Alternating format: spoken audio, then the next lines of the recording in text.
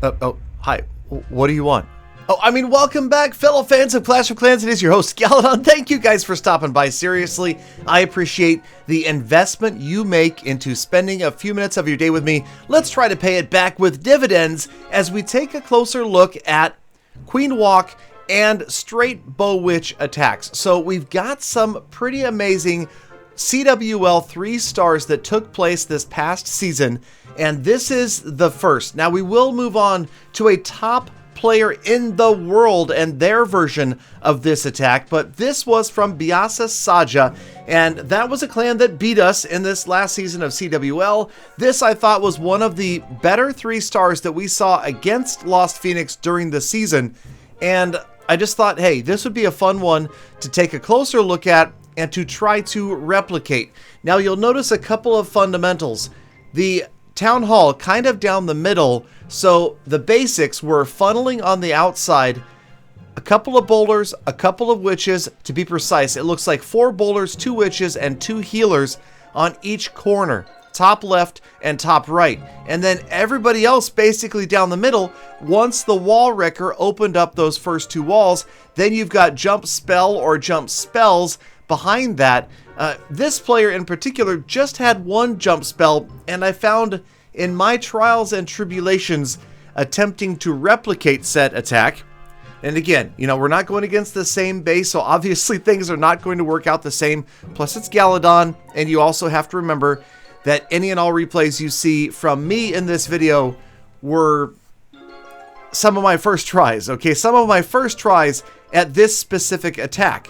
And you can't, and this is the key, you can't just take this exact army composition, the deployment order and everything, and expect to go out and triple a base in your own clan wars. Obviously, these guys have studied the bases, they have looked at individual compartments, individual cases for specific troops, and as a general rule of thumb, some of the basics are going to stay consistent from attack to attack, using the Warden's ability, using the jump spell to get out of the core, funneling with those bowlers and witches on the corners. So let's go ahead and try it. We found Javi Phoenix's base pretty similar to what we saw earlier. You can see we've got that centered town hall, and top left, top right, again, 4 bowlers, 2 witches, 2 healers.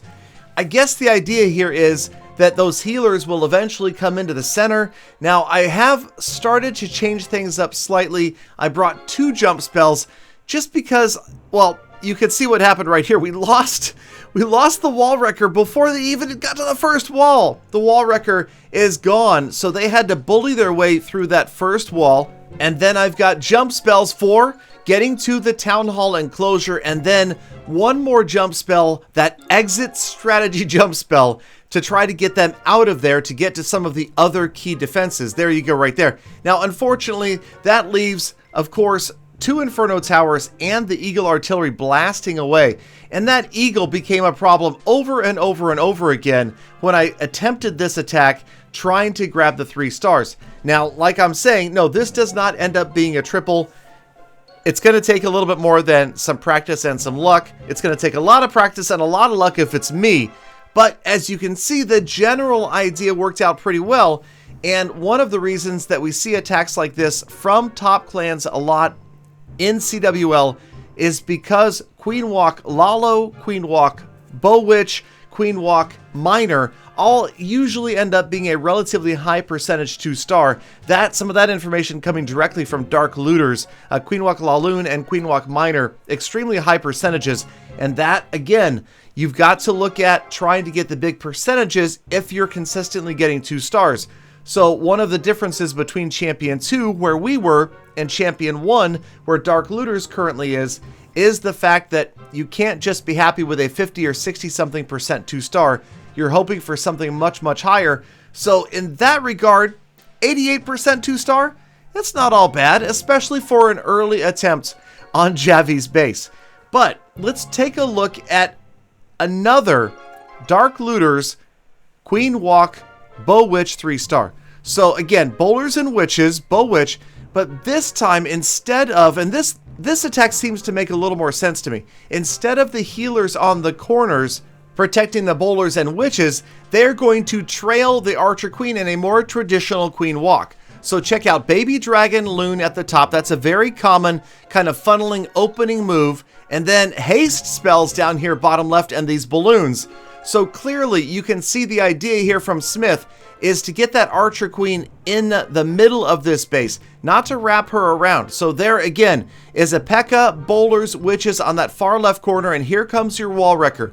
So rather than a jump spell, wall breakers, you've got the Wall Wrecker that is going to get the Queen in, and actually pretty much the rest of this group right here through at least the first wall. Actually, it turns out that Smith, I don't know, these guys have this down to an absolute science. Watch him get the second wall with the Wall Wrecker, and now he knows he's got one jump spell to get him all the way in after that Town Hall enclosure and through the rest of this base. And that is key because now he's got room for an extra rage spell, which he will definitely need. You can see they're on their way, waiting for the ice golem to wear off. Here they come. So into the core, and you'll notice the Warden's ability early before the Town Hall is even really threatened. But when you've got so many defenses raining down, the Expo, the Inferno Tower, the Giga Tesla, that was actually good timing. Here go the bowlers. The Giga Bomb doesn't really bother anybody. Most of those units didn't even path into that enclosure until long after it went off. And now you can see 2/3 of the base is down. Every key strong defense is out of here. Inferno Towers, Eagle Artillery, Expos. Okay, so there's one Expo left. But I know who didn't miss that Expo. Smith. Exactly. He had another rage spell. The Expo is out of here, and that is just about it for this base. You can see there is nothing holding him back from grabbing the 3-star. There are units all over the place right here, easily going to finish this base off. These guys planned these things out to every detail. He still has a freeze spell. He still has the Queen's ability, and so many units remaining.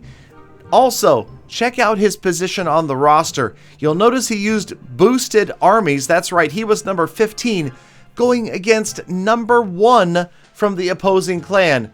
Making this look easy, especially making it look easy to me, kind of gave me the overconfidence to go out and try this. Now, I will tell you, that first replay that you saw where I couldn't quite get 90%, that was one in maybe a dozen or more practice tries with that Queen Walk strategy. This one right here was only the second or third using the Queen Walk bowler strategy with a true Queen Walk instead of the healers on the bowlers and the witches in the corners. So again, this is the same base we saw earlier with just a slightly modified angle. So we're going to Queen Walk from here. We're going to funnel with the bowlers and the witches on the bottom left. And this is to ensure that the Queen goes upwards and to the right. What we want to see is for her to join in with the main attack party. The rest of the bowlers, the Barbarian King, the Warden, and there you go, top right. So there's our funnel. Bottom left, top right. Right down the middle, we're going to send everybody else, and we're going to get the Queen to join up. So the Giant's going to come in. They're going to help tank. Now, notice I deployed the Wall Wrecker from a slightly different angle. The idea was here to make sure that we can get to that Eagle Artillery, pathing downward rather than kind of from the left. So again, the funnel looks pretty clean. The Archer Queen is definitely headed to the right at this point. Here comes the Wall Wrecker. The Giants are there tanking some of the defenses and the Barbarian King. And now I can send everybody else, all of the bowlers, my own Barb King, and the Warden, and I know that they are going to follow this Wall Wrecker through. Now the Wall Wrecker only through 2 walls, so I dropped the jump spell, and I figured that actually was halfway panicked, halfway planned.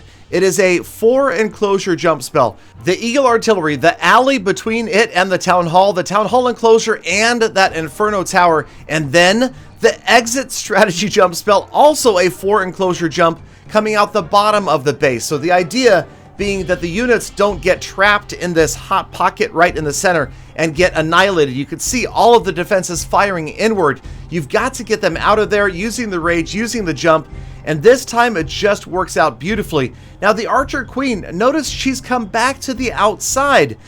To be honest, I kind of lost track of her, and it turns out she does a great job. She's used her ability, but she's alive. And also, having gone back and taken a look at every single replay of Dark Looters this week, check out, just before I go on, check out the pathway.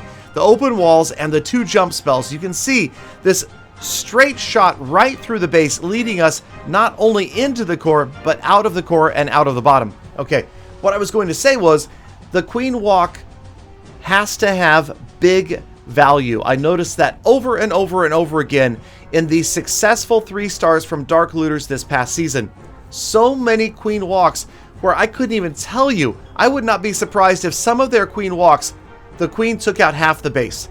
Half of the buildings by herself. In almost every 3 star, the Queen Walk, whatever it is, Lalo, Minor, BoWitch, the Queen is alive at the end, and occasionally you'll see what you're seeing right here, and that is the healers peeling off and healing up another hero. Here, the Barbarian King, he's almost back up to full. The Archer Queen is full. The Grand Warden is full, and it's going to be close. Check out that single target Inferno. Are we going to get there? The Archer Queen off to the right gets the Builder Hut, get the Elixir Pump. Now we've got 3 buildings remaining, but 2 walls to get through. Now check this out. As that one goes down, everybody turns the corner and comes after this middle wall piece right here. The Archer Queen, however, is short-sighted. She only sees the Expo. She's going to be out of range for that single target Inferno Tower, yet she continues to pound on the same stinking wall piece, whereas everyone else, they're coming in here. Again, they're just short-sighted as well, but they don't have the range. Now the Archer Queen, she's in after the Expo. Great, good for you, Archer Queen. What's the problem? Yeah, the problem is you're not going to be able to hit the single target Inferno from there. So this almost ends up as a 99% 2-star. The Archer Queen comes in, the hole provided by the other units, and gets the job done. And somehow Galadon picks up a 3-star. Now, yes, I know if Galadon can 3 the strats OP, I don't know. I think that this is actually a pretty difficult attack, and I got a little bit lucky to get it down so early. I am going to continue to practice it, and I hope you guys do at home, because I think these multi-stage Queen Walk attacks are definitely the most interesting and some of the most effective and advanced attacks in all of Town Hall 12. Thank you guys as always for watching. Make sure you like, comment, subscribe, get ready for future update and sneak peek information. I'll see you again tomorrow for more full attacks.